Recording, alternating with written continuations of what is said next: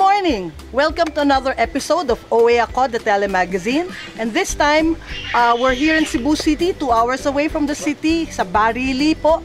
And nandito po kami ngayon sa God's Grace Farm para intindihin po natin ano po ba ang mga microgreens. Samahan niyo po kami. Tara!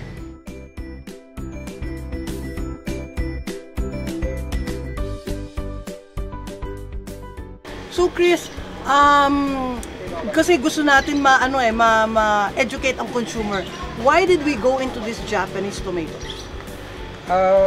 For one, it's one tomato that has a special quality. It's very sweet. You know? It's very sweet. Sweet very Pa-taste sweet. Taste Yes. kami. Anong pipiliin ko? Mapula? Yung pinaka-crimson red. Yes. Crimson red. Yes, like that one. Crimson red. Yes. Because we harvest it vine ripe.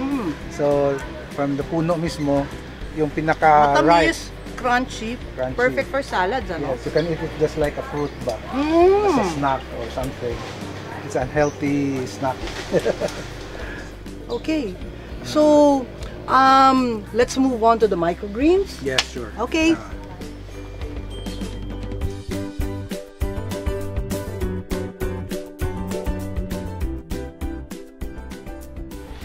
Tingin ko, no doubt, nasa sunflower na microgreens tayo, no? Tama? Yes, Tama? Okay. Ano ba talaga ang microgreens para maintindihan ng ating mga nanonood? It's part of the salad that people prepare. It's seeds that you sprout and grow to a certain height just before it becomes bitter or starts to give the true leaf. Yung parang cotyledon pa lang ang lumalabas, you already start harvesting it.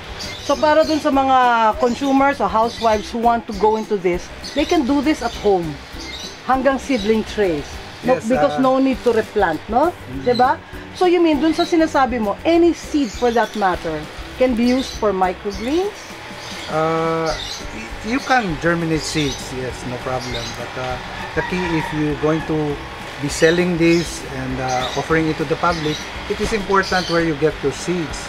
Kasi you're growing it in very high humidity environment, and E. coli can be a problem if the seeds is not certified. It's not clean enough for you to grow.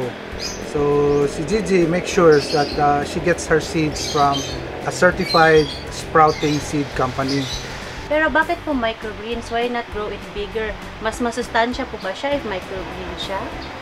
Yeah, based on research na they found out na when a seed starts to germinate, that's when it releases a lot of enzymes. The energy are released. So, ang potential sa nutrition is very high when it's in that stage. In fact, the nutrients that you get from a seed that's growing is all there daw, sabi nila, from a matured plant, yung vegetables and a germinant, it's all there, the enzymes that you get from there. And it tastes nutty, no? And very fresh.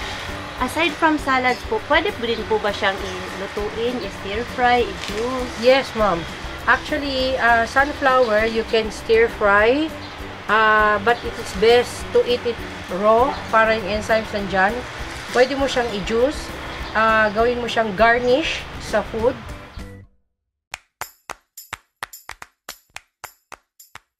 Ang first stage na ginagawa namin sa pag-grow ng microgreens, especially yung mga gusto mag-grow sa bahay nila or commercial, it's so important na yung number one, yung tray mo, ini-sterilize mo, yung area, ini-sterilize mo, even the medium, you sterilize. Pag microgreens, you don't need any soil and anything, just growing media will do. Even just the plain coco coir.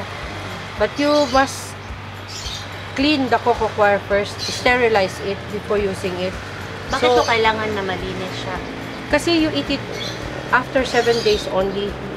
Then you just wash it, diba? And then the seeds na dapat gagamitin is only the good for micro seeds na seeds. Dahil kung most ng mga seeds na binibenta, kung makikita mo yung mga colored seeds, it's usually treated with serum and mga chemicals, which after 7 days, hindi pa siya nawawala. Okay. So, nakakain natin Nakakain niya, yun. no? We should not use that.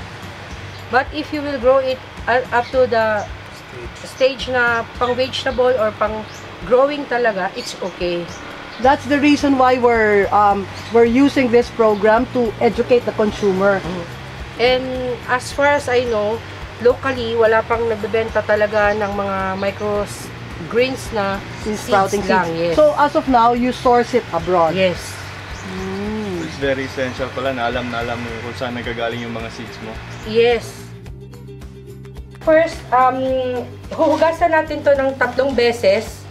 And then, isa-soak natin for 6 hours sa water. Pagkatapos, i-drain niyo yung water. Tapos, i-spread nyo na siya sa medium. I-tap niyo lightly. Tapos, diligan niyo ng tubig. Tapos, itong tray, using the bottom part, pabayaan nyo lang siya ng ganyan. Pwede ninyo siyang patong-patungin kung ilan ang gusto ninyo. And then after 1 or 2 days, pag binuksan ninyo yan, makikita ninyo na meron na siyang tumubo ng konti ng ganun. Baliktarin nyo na yung tray. But by that time, mga second or third day, medyo dry na yun. So dapat diligan natin.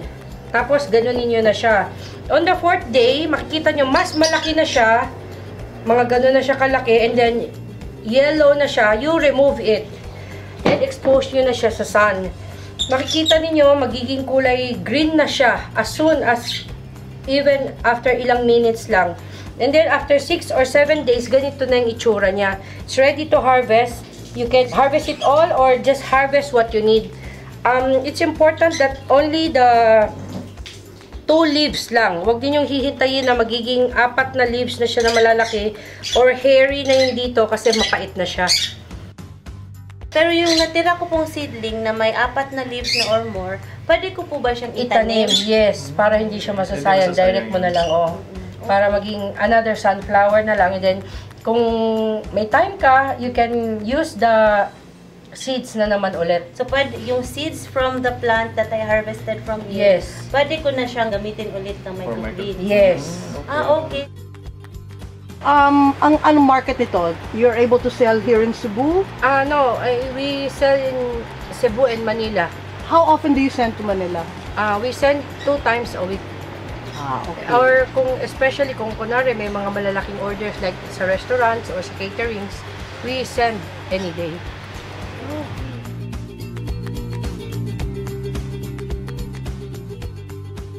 I hope meron po kayo natutunan kasi kami po, talaga pong itong journey na to, we learn together. And I hope kung ano po yung mga maliliit na akala naming hindi importante dati ay napaka mahalaga pala po sa mga food na ihahain natin sa ating pamilya.